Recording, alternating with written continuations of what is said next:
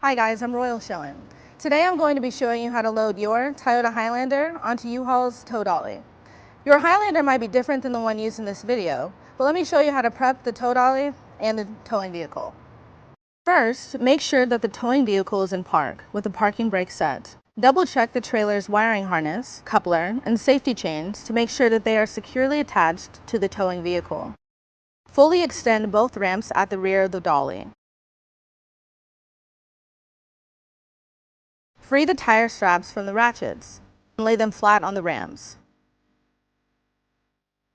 Next, fold the ratchet handle down. Then repeat on the other side. Center the vehicle to be loaded behind the car dolly. While loading the vehicle, drive slowly and have an observer make sure that the front of the vehicle does not hit the rams. During the loading process, have your guide stand off to the side. Continue slowly up the ramps until the vehicle's tires come to rest against the stops at the front of the dolly. The vehicle should be centered on the platform. If it is off to one side, you need to offload and reposition.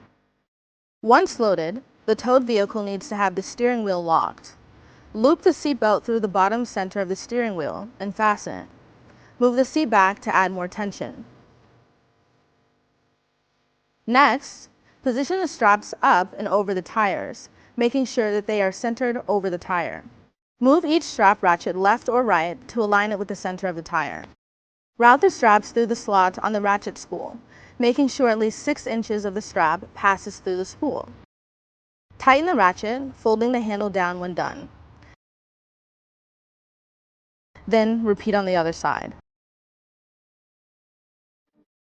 Finish securing the vehicle by fastening the security chains to the frame or other structural member of the vehicle. Leave some slack in the chain, looping them around and securing them through an open link using the S-hooks.